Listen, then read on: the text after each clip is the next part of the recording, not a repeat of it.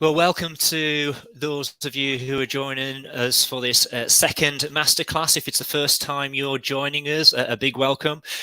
We created this series originally as a live face-to-face event at one of our campuses, and rather than cancel the event due to lockdown, we wanted to support the resilience community and wider community at this time who were dealing with some of the themes we were looking to address during this masterclass, and hence we've gone online with this series now. So thank you for joining us. This is a series that we hope to continue throughout the summer semester to the end of June. It is tentative, as a lot of our presenters and speakers are themselves involved in the COVID-19 response, and so it's difficult to commit too far in advance, but do keep on checking out our website for details of further and future presentations. So we are live now with the Q&A. I just want to say thank you to Ian and Alex for your presentations, and again, for those of you who are joining us now for the live Q&A, a big welcome to you, especially to those joining us from around the world.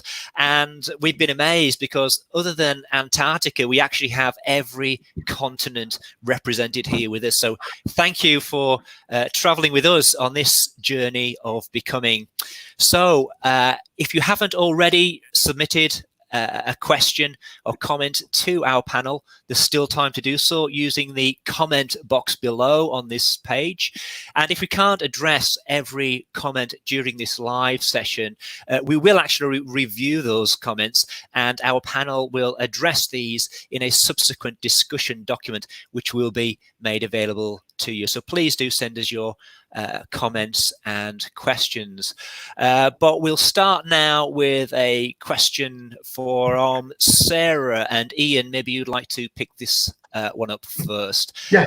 Sarah says, I'm working in an international business and we use different types of video conferencing.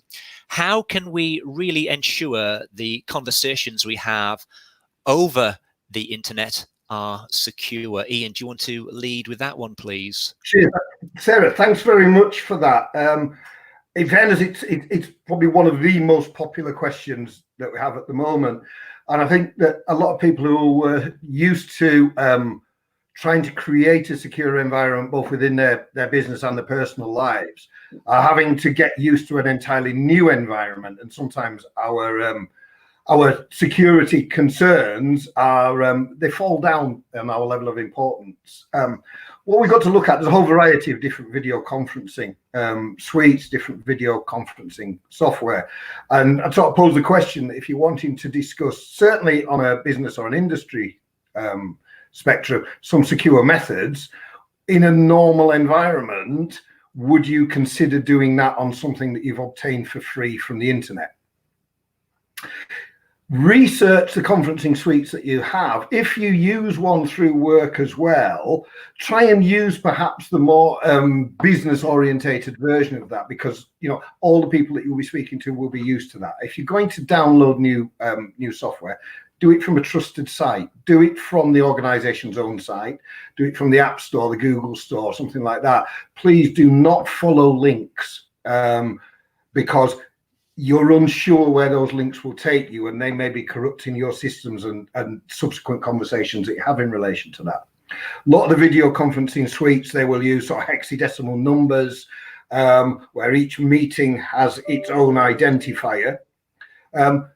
A lot of the suites will give you the option to add a password to that as well. So try to add a password to that you will share with people that you want to take part to that meeting. So you'll have the hexadecimal number and you have a password, sort of a two-factor piece of security there. Beware of your background. I personally have got a competition to judge the bookshelves of everybody in a video conferencing suite that I see, both on the media and I see professionally at the moment. Hence, none of us have one today. But look at the background. Sort of a well-versed one for the UK government was displaying a screen with the password and all the participants in the meeting to show that they were having a meeting. great thing, but be careful what you're demonstrating. Be careful about file sharing. Be really careful about sharing your screen, and be very, very nervous about giving somebody remote access to your desktop as well in relation to that. Ian, thank you. Other than that, security issues such as which network you're using, beware public network, and try and use a secure network in relation to that. But apply your normal security measures and research the software that you're using to make sure it's right for purpose. Ian, thank you for that response. Alex, perhaps you can pick up the next one from Paul. Paul says, you've mentioned a lot of vulnerabilities we need to consider. I'm a sole trader and don't have any back office support. Where would you recommend I start? Is there a template I can use? Alex, any advice for Paul? Yes, I mean, obviously, the first protocol is the obvious one, which is go and have a look on the internet to see if you can find something there. But if you're really struggling, then the BCI, the Business Continuity Institute, have a lot of resources you can access, and they're really good. I know they've published documentation that's also accessible internationally as well. Some of it you have to pay for, but some of the older stuff, if you look around, you can find guidance and support from these organizations online. And I think at this particular time as well, I would have thought that they would have been putting things, making things available to organizations and people rather than having to go through any sort of paywall to get to that kind of thing. So have a look there. The BCI is a really good organization to have a look at. Okay, thank you, Alex. Next question. We have a number of questions from Miguel. Thank you, Miguel. We might not get through all your questions today. We'll give opportunity for others. But one question here from Miguel. How do we bridge the gap from the previous mindset to the post-COVID-19 mindset? So how do we bridge the gap from the previous mindset to the post-COVID-19 mindset? Would any of our panel like to start with the response? I think probably working with Alex quite regularly, probably both of us in relation to that, I would think. The mindset from my very investigative intelligence background is a very important viewpoint, because it has a tendency to frame our responses. It has a tendency to sort of influence our biases and influence our mindset as well. I think from my point of view, we're in an unknown situation at the moment, and we're working on a very working in the immediate future. Waiting for a resumption to return to the status quo, to my mind, would be very dangerous. The status quo will probably change. Huge amount of literature and huge amount of discussions about business change accessible on the internet, and huge amount of courses throughout the world. But waiting for a resumption, I don't think, is an option at the moment. If we are working in a business environment, we look at our business, but what about our employees? What about our customers? What about our supply chain? So it's a holistic viewpoint in relation to that. And as always, we're dealing with human beings, so reward positives. That if we have positives, simple thank yous, and simple value in people's responses, so people are confident in contributing towards the mindset as well. But biases exist, we all have them, and they're the basis of our experience and our lives. So to actually say disregard them completely is very, very unrealistic, but recognize them and work with them. Alex? I think some of the way the changes are going to take place are going to be subtle to be in a lot of ways, but also there are going to be some bigger ones as well. I think there'll be a lot of organizations out there now, and businesses and small enterprises, who will realize that they've been able to function to a large extent away from any particular site or office space. And I think they'll start to realize that some of those expenses that they previously incurred around such facilities and expenses, they can forgo in the future. I think people will find a new confidence in being able to use technology that's available, with all the caveats that Ian's applied previously. And so we'll look to try and translate the way they work and how they work to online platforms. So I think some of that will happen. I think, and I'm hoping, obviously because of my area of interest, that people will start to think more in terms of resilience, in terms of future-proofing themselves. Although this pandemic has been exceptional in so many ways, it's also been anticipated by a large extent. You read behind a lot of this, and I think you'll find that there's a number of organizations, specialist scientists, who have anticipated this event for some time. It's just been a case of when. But we've got other things on the horizon as well, particularly connected around climate change, that I think we need to be mindful of, and how we conduct ourselves, both in terms of how we travel and both in terms of how we conduct our businesses. A lot of these are going to change. So we need to take these opportunities to learn, but also to develop as well, and think about how we can do that collectively. Fantastic, Alex. Miguel, thank you for all your questions. We might be able to get back to them today, but if not, we will address them in the discussion document that we'll be sending out to participants after this event. Moving on to our next question from Rosalie. Rosalie says, how do we curb corruption during a crisis, as many people who are in power at the time of crisis take advantage of the situation at the expense of the less privileged? Do we find that technology and information area has brought light to many hidden skeletons? Do the panel get that question? Yeah, I think so. Ian, do you want to go first? We seem to be starting that as a theme, don't we? So yeah, I will do. Yeah. I think it's a very interesting question, and for corruption, I'm going to substitute the word criminality as well. How criminality, of which corruption is a version, seeks to exploit a situation. The communication channels that we have at the moment that form a great deal of part of our thinking are very open and unrestricted for the majority of us. And I think it's a case of where we might have looked towards the journalistic world in the past to uncover bad practices at sort of an institutional or indeed a state level. That's a lot more open to various different members of the public to do that now. I think we have to approach that with caution. Because as I mentioned in my presentation, the parts of social media or the internet that we inhabit tend to be inhabited by like-minded people. So we have to look at the credibility of those sort of things as well, in that we're not just listening to people in an echo chamber, sort of preaching to the converted as well, or somebody that has had an unfortunate but understandable experience. That's not necessarily corruption. The situation definitely will be exploited by criminality, definitely will be exploited by corruption. And I think it's the responsibility of all of us to try and identify that. If we are in a country or part of the world where there are sort of reporting levels and places to go that we trust, make the most of those. If we are in a place where the reporting levels are the subject of the complaint, look at what is available to us as well. You've got to think, though, that unsubstantiated things that we broadcast on the internet do occasionally gain traction, but at the end of the day, they can get lost in the noise of unsubstantiated allegations on the internet.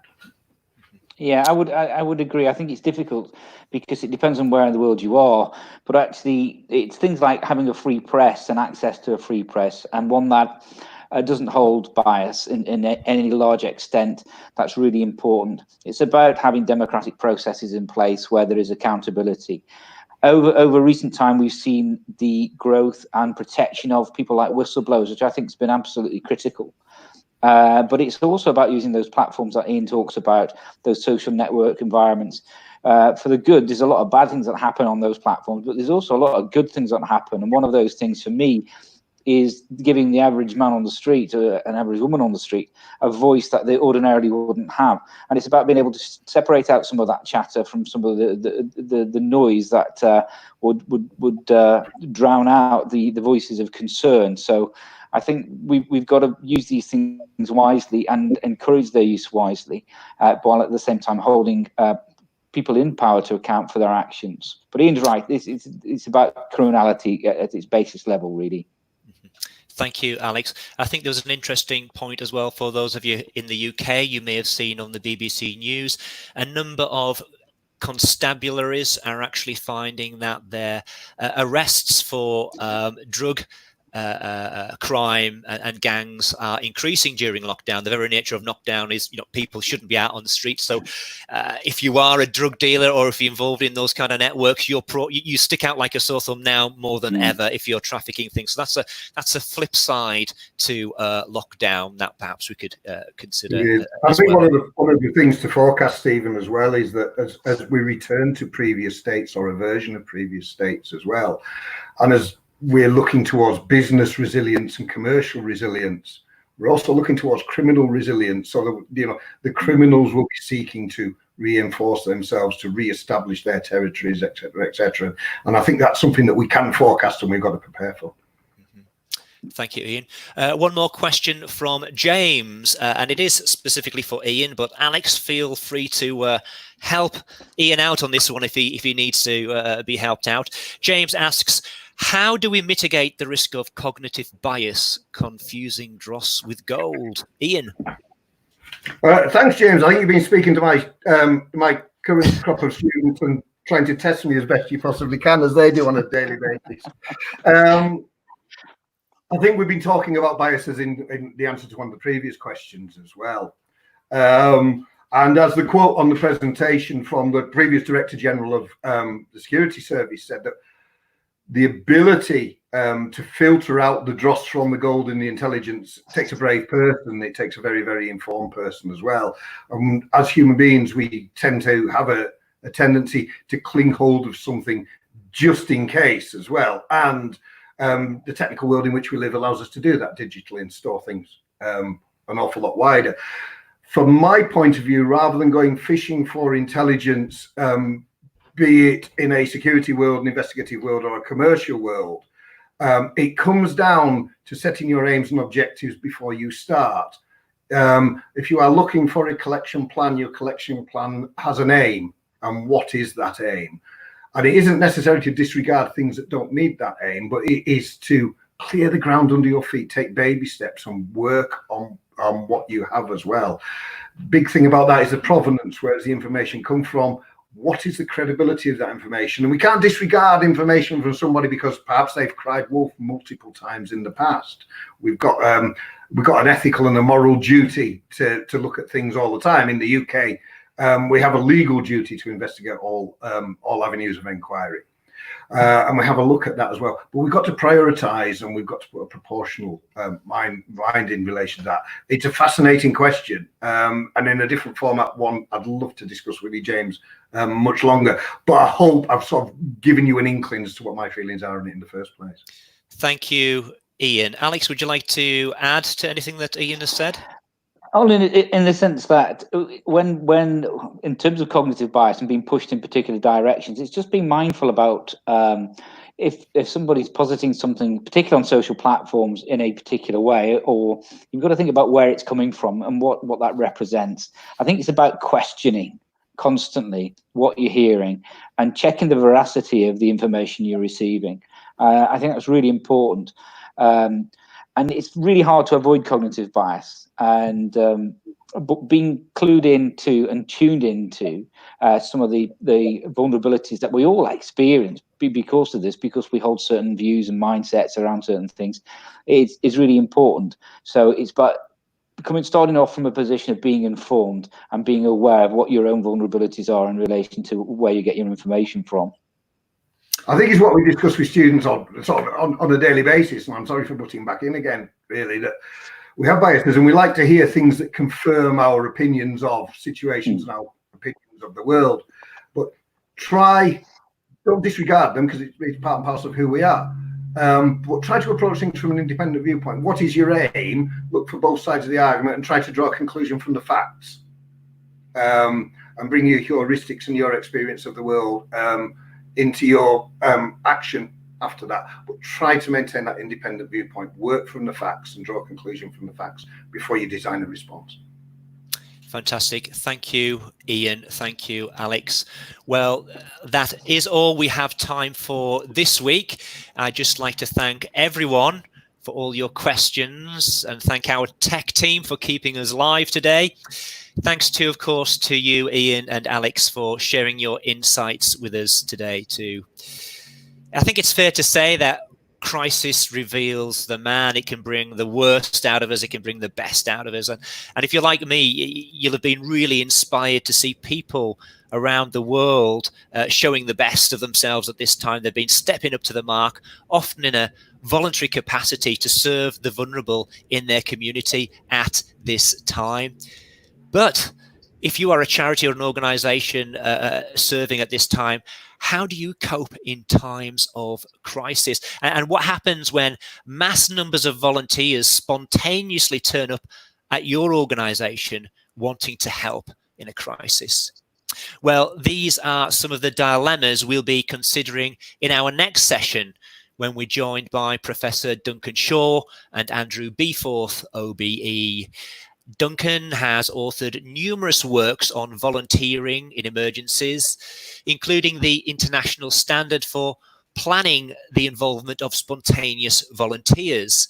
And Andrew is the chief exec of Cumbria Community Foundation, who are currently administering a emergency COVID-19 response fund here in Cumbria at this time. Now, you can learn and read more about Andrew and Duncan on our events page. But just to let you know and emphasize again, as many of our presenters are themselves involved in the coronavirus response and volunteering their time to support this series, presenter availability is tentative and subject to change. We will, however, be updating our presenter profiles on our website, and we'll email you each week with the details of the next masterclass. So that is all we have time for today. And remember, resilience isn't an endpoint, it's a journey. And as you reflect on your own lessons from your own journey, perhaps you can consider how you can come alongside somebody in your network and help them take the next step on their journey to resilience too. Because ultimately, folks, this is what this series is about: coming alongside one another and helping one another on this journey that we're all on. Finally, stay safe and see you next time. Thank you.